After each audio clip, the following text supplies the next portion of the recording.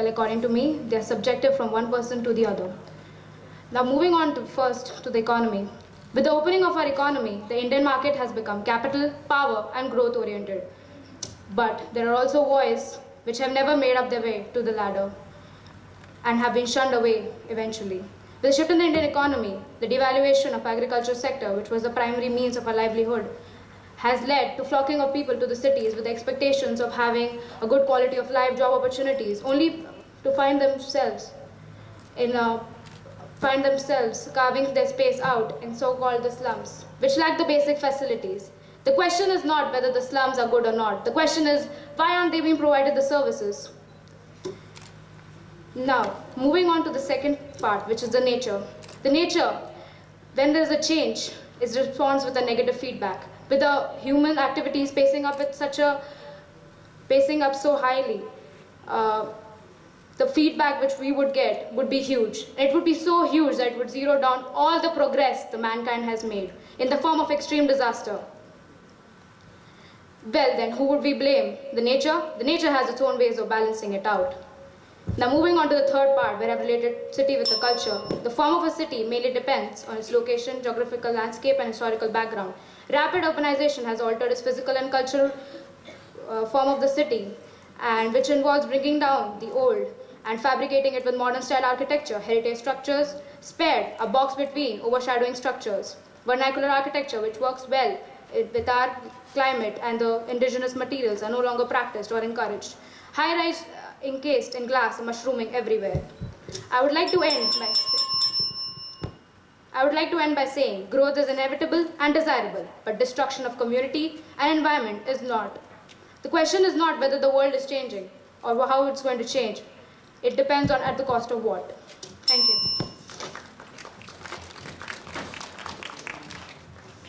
Thank you. Now I call upon the person speaking against the motion from team 2.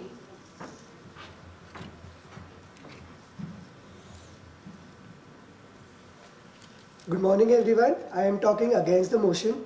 The new economic policy was introduced in 1991.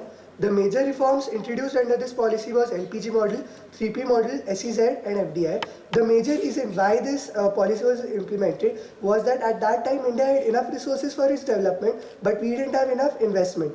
We were already in a huge debt. Pre-1990, there was major economic crisis in India as well as East Asia. Once this policy was introduced, there was a rapid development in economic growth, employment rate also increased, and as of now, the GDP growth in 2007 was 9% as compared to 2.6% in 1991. The benefits of the FDI are that opening up local market to foreign competition and FDI led more efficient allocation of proper resources and created higher productivity. Due to this, ancillary activities also increased and generated more employment. And as a result of this accelerated development, construction projects came up which gave jobs and employment to the people of all the three sectors. Now coming up to the urban services, the major urban expressways such as DMIC, DND, Flyway, etc. And the other transport modes such as metros in Mumbai and Gurgaon are based on the public-private partnership and have created a very good example of economic and social viability in India. Now coming to the liberalization in housing policies. Liberalization in housing policies have been in the form of major township, but still the government has kept a constraint that 35% should be allocated to the EWS and LIG people, so thus they can enjoy the facilities. Their living condition is improved, literacy rate is improved. Now coming to the environment, Swachh in Pune is a body which works, which mainly focuses on collecting the solid waste. What they have done is that they have given identity to the waste pickers, created a social upliftment as well as created like a good environment in Pune, a clean environment in Pune, where the public sector was least interested in doing the same. Hence I conclude that the new economic policy framework has up to a very greater extent successful in implementing social and economic viability in India. Thank you.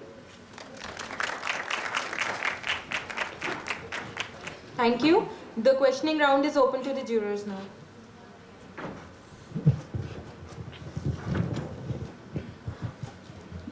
Yeah, my question to the person for the motion. You mentioned that the concepts of economic viability, social equity and environmental sustainability are subjective. So my question is then, can we frame objective policies to address these subjective issues? Objective policy in terms of In city development, in whichever sector we are doing, the policies would have to address all, right? yes, yes. As a planner, we always go for the majority, which is something that we always do. But I feel there are some things which we won't be able to cover eventually. The policies have to be looking at the background, like what we are doing right now, what I see and what we do in our labs or studios is we take case studies from outside and just apply it. So we don't look at the background of what is happening. So after looking at what is happening in our context, if we do the policies, I think that would be helpful. But what I wanted to say was ki, when you say environmentally robust, so then we are using cars. We are having so much of carbon, a lot of carbon emissions. But with India and its existing technology, we cannot afford electric cars and all that. Then what? We are not environmentally robust, right? But then our perspective is different, and people outside the developed countries, their perspective is different. So in that way, I wanted to say that it's kind of subjective. So the objective policies would have to be contextual. Yes. That's what you mean. Yes. Okay, my question to the person speaking against the motion, and I just want to learn from you. You are talking against the motion, and I could understand from your deliberation is that you feel that economic policies have given good, environmental and policy environment to the urbanization. How about the quality of life? Do you think that the quality of life of people living in urban areas has changed, has increased, has enhanced? What's your take on it? So thank you for the question first of all. As you said, the quality of living or the standard of living. Sir, it's like when I mentioned in my speech that the housing policy, the liberalization, when the privatization is done or PPP is implemented, still the constraint is kept by the government.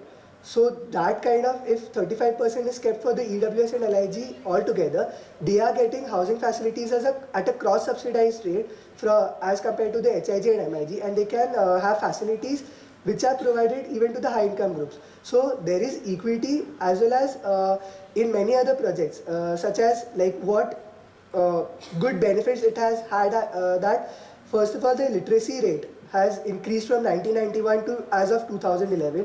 The gap in the literacy rate between male and female, that is also reduced. So it's a good impact. And moreover, there is a shift between the occupational pattern. Like now, before that, the agricultural jobs were not so much lucrative, but still people had to do the same. Once this economic policy was implemented, the jobs were shifted to the manufacturing, and the focus was shifted to the manufacturing and the service sectors. So people who were skilled could now get a stable job as well as could earn more wages. So this has created a very created a social upliftment as well as created a high standard of living.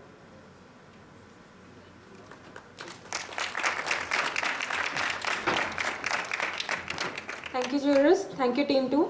Now we have team 3. The person speaking for the motion is requested to come.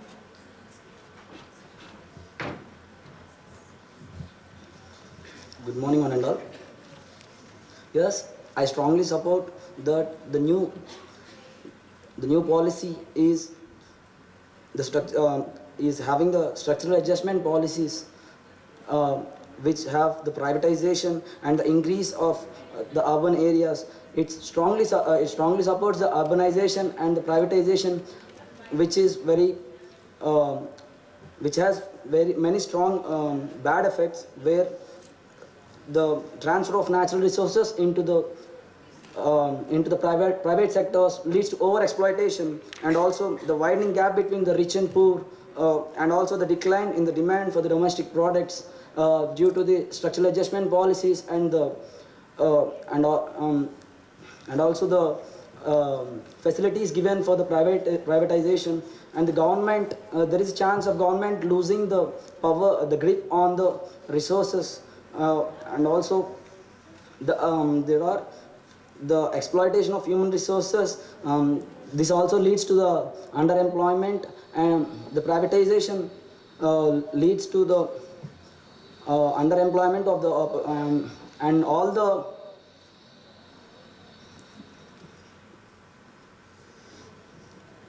it also leads to the commercial and political colonialism, and also the transfer of natural resources. The national sovereignty will be at a stake. Yeah, that's it.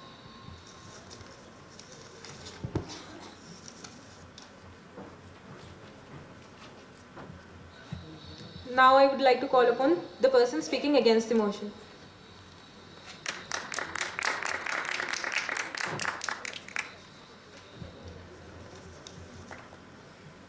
Where would we have been if someone had thought things out in those days? Economy of India was at that time at its lowest.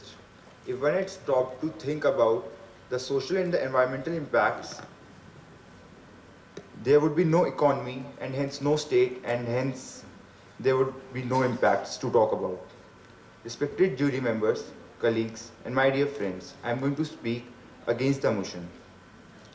The new economic policy was an economic policy of Soviet Russia provided by Lenin, who called it state capitalism. It is not just a government policy. It represents the demand of capitalist class. This class now wants to, and with modern technological changes, is able to do business in a different manner than earlier. India saw its economy getting structured on similar ideas after economic crisis of 1990. The aim was to overcome crisis in two areas, that are external debt crisis and internal public debt crisis. Formally introduced in 1991, the new economic policy expresses specific demands to create conditions where domestic and foreign capital can invest money to make a lot of money quickly by using cheap natural resources of the country such as land and cheap skilled labor and unskilled labor. India is now the third largest economy in the world in terms of GDP and second fastest growing economy. It is universally accepted that 21st century is the time for India where it may just be on top of economic chain by 2050. The policy encouraged globalization, which has helped India to set itself apart from third world countries of Southeast Asia like Bangladesh and Pakistan. This proves that policy was not only economically viable but also need of the hour. The policy was responsible for development of IT sector in India, which helped to increase contribution of service sector to GDP rather than industrial activities, which are responsible for environment degradation. FDI has also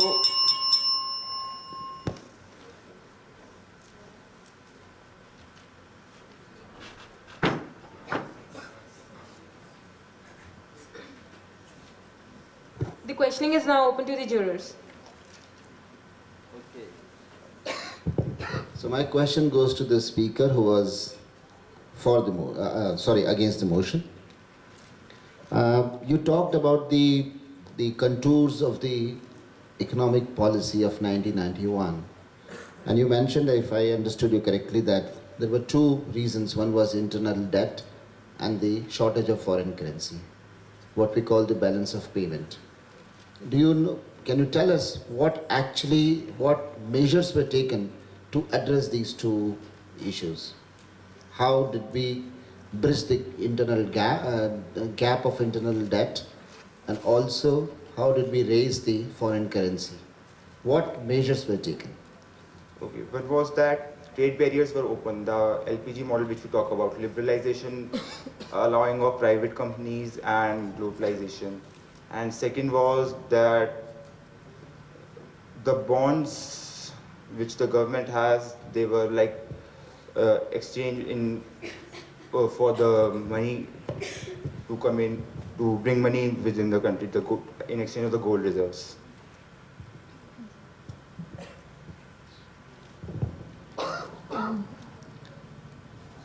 For the person for the motion, can you just elaborate a little more? You stopped in between. So what exactly would you like to say for the motion, that it has not been successful? Any one point which you feel you can just tell us, which you strongly feel that the policy was not successful? The economic policy supports the privatization and which leads to the rapid urbanization, the life which leads to the increase in rates of the basic services, where the poor people and will come will have a difficult time for getting the services, and there will be a sort of migration with the increase in industrialization, which leads to the increase in the slums, which is a big challenge for the nowadays. It is a big challenge for the metros and other cities.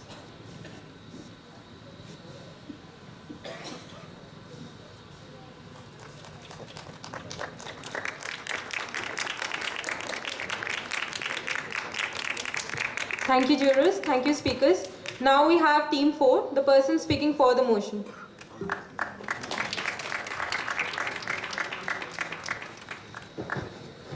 Motivated by political pressure rather than sound economic and business sense is the present working scenario.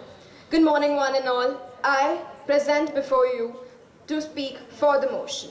The aim of bringing the new economic policy 1991 was to integrate India with the world economy, wherein privatization, liberalization and globalization are the 3 pillars on which it was framed. But why these pillars are not able to support the sustenance of the Indian economy? Why are we not socially equitable? What pulls us behind from forming the environmentally robust cities? Why is our existing market yet not economically viable? The answer to this question is clearly evident from the cracks seen in the foundation pillars.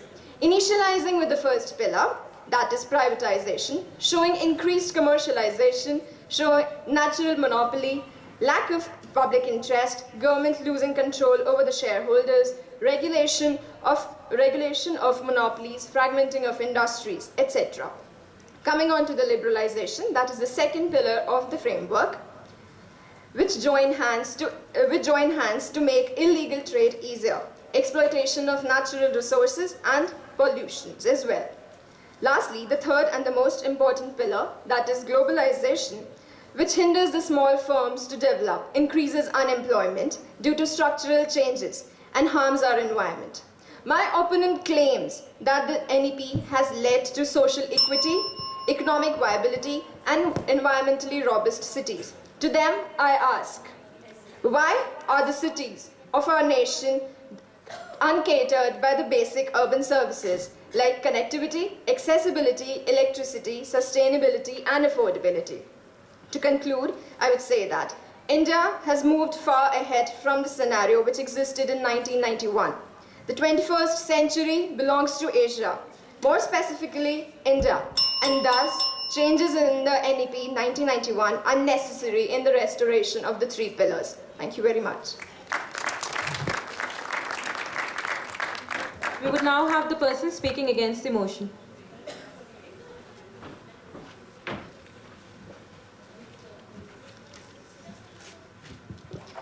A very good morning to all of you. As we all know, a couple of decades back, India suffered from economic deficit when the finance minister saved India from going into financial emergency. The new economic policy was introduced with an idea of bringing equilibrium in the economy. This would in turn increase the supply and stabilize the demand. The policy brought liberalization, privatization, and globalization as reform in our country. The policy allowed various companies to blossom, and while the privatization allowed the private sector to force the public sector to work more efficiently and increase the level of services provided by them. The globalization, that is the international exposure, helped in increasing exports and import substitution, and in this further increased the foreign exchange. This completely helped economy to get out of the debt trap. The abutting for FDI, that is the foreign direct investment, helped India to increase the employment rate. If there is increase in per capita income, there would be increase in GDP. Therefore, more investment is available in our hand. According to the World Bank, if India builds 1,000 kilometers of new bus rapid transit lanes, 27,000 lives could be saved just by reducing accidents, air pollution, and it could create a job for 1,28,000 people. To conclude, the policy not only removed economic crisis but also gave a base to industrialization, which further gave an upliftment to the masses. Therefore, the policy is socially equitable, economically viable, and is quite well supported by the industrial and environmental regulations. Thank you.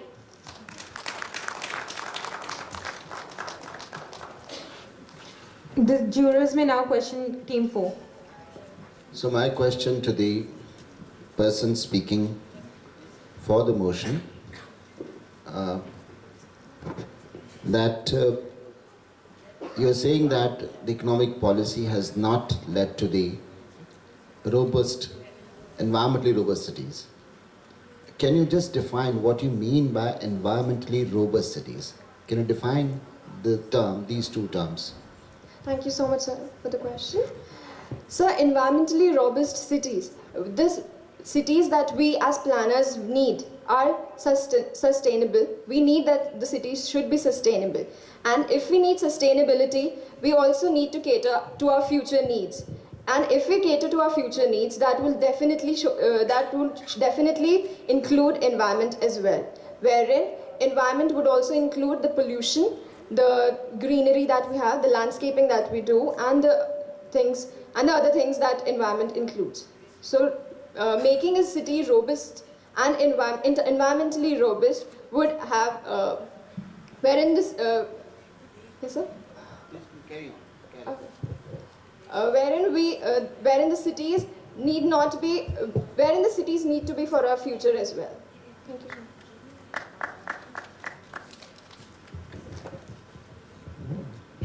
You talked about one example of the BRTS and roads, etc., helping in generating and impacting lives.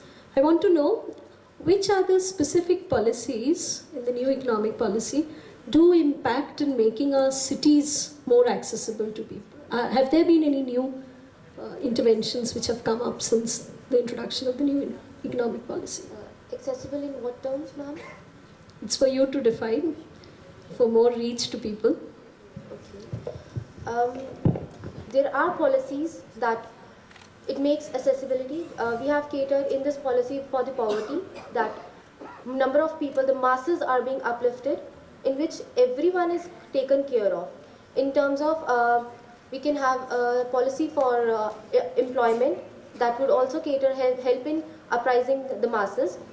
No, not you can have. What has been done? What has been done? Yeah. Certain policies which are existing in the structure of the cities. Policies.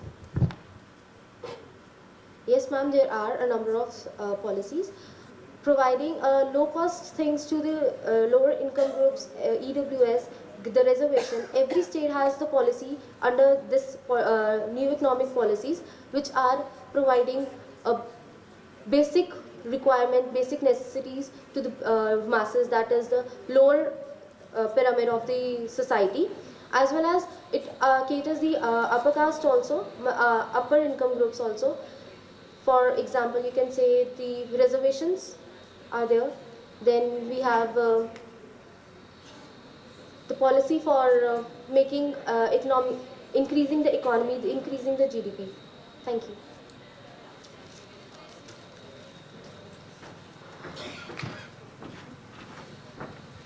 Moving on to Team 5, we would now have the person speaking for the motion.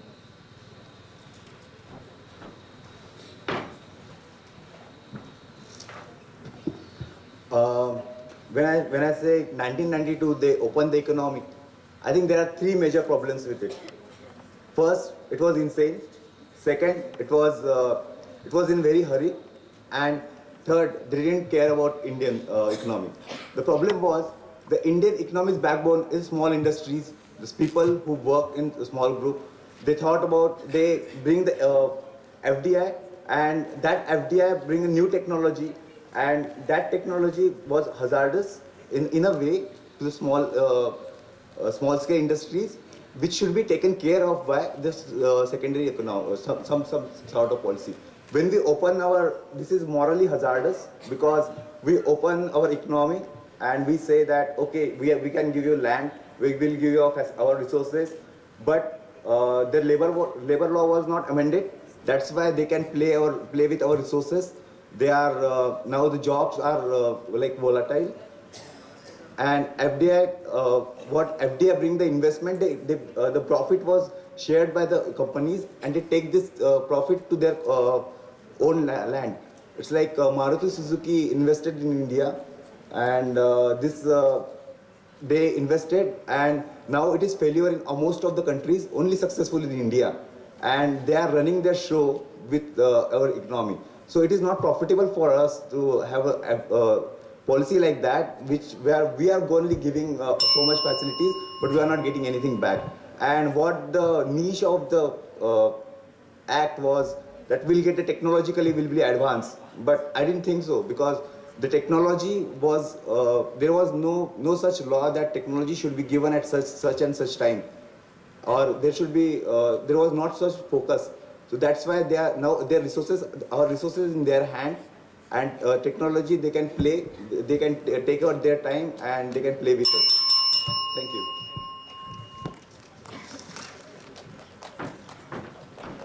We would now have the person contradicting this statement.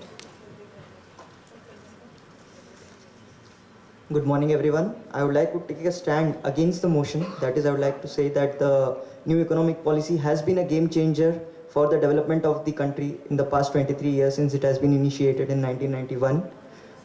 It has been economically viable because it has led to the emergence of the private sector. Well, the private sector has been extending from salt to software for some companies, including steel.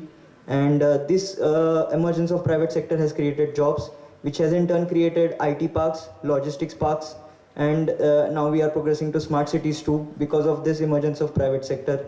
And because of the concentration of the private sector, the migration has led to cities, and the government has also started some tax structure for the basically focusing on the urban areas, like green surcharge on petrol that has contributed about 3,100 crores to the treasury of the government.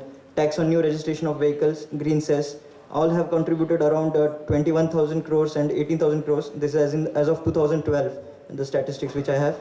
And this has added to the revenue of the government. And the government has taken initiatives like PPP models and joint ventures to initiate the development that is economically viable. So we have outcome of Delhi Metro, that is a joint venture between central government and state government of Delhi. As also the Ahmedabad riverfront development for recreational purposes. This is just an example. And the government has initiated Foreign Investment Act 1991 and Build, Operate, Transfer Law. All these have been economically viable measures. It has led to capacity building too. Like there have been e-governance initiatives. There has been UID cards, Aadhaar cards that have been done. That is also a capacity building measure. It has been socially viable because of JNNU-RM schemes that have been, taken some capstone initiatives, and for urban poverty alleviation, it has decreased the urban poverty gap to 5.9% since 1983 when it was 11.9%. So for tourism development, if I say it has been, okay, I'm done. Thank you.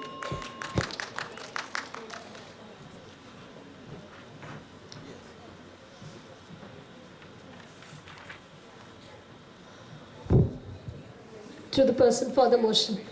You seem to be launching an attack almost reminiscent of the Satyagraha movement with attacking the British, the way you say us and them in a global economy.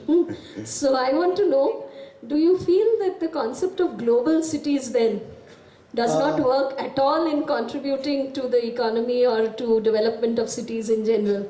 No, I think new technology, new policies are very much important, but it doesn't mean that, I think a policy should be, it should not be morally hazardous. Morally hazardous means if you are giving me some money, okay, and you are asking, okay, I'll invest for you in shares, but it is my accountability that I should give you the profit. It's not, it's like you are giving me the money and I'll not give you the back. Then it's not profitable for you. It's like, for me, I should be obliged that you are also get profitable. I can't just play with your money and I'll be just saying, okay, you are giving me the money, let's have enjoyment. It is a very strong allegation to make against Maruti Suzuki, I think.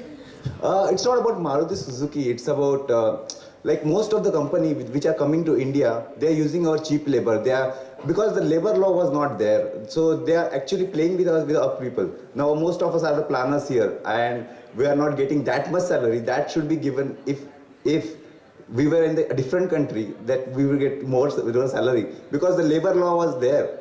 So we have worked as hard as other countries, but we are not as good paid as them. So there are some policies like when you are opening the economy or something like that, the other policies should also be progressed in that way.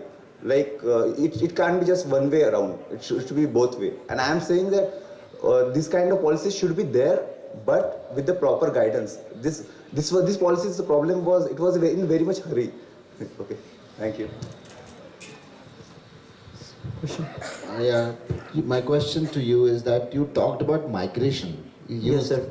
Are you for migration or against migration? Sir, I'm for constructive migration. The migration that will help industries in the urban areas. Yes, labor force is required. Without that, the economy will not be driven. So yes, migration is positive in that aspect. But yes, if that migration is unskilled migration, sir, that is one area where we have to still look into it, and we have to launch a skill development program so that we just nullify the possibility of unskilled migration. Skilled migration is always welcome, sir. There is no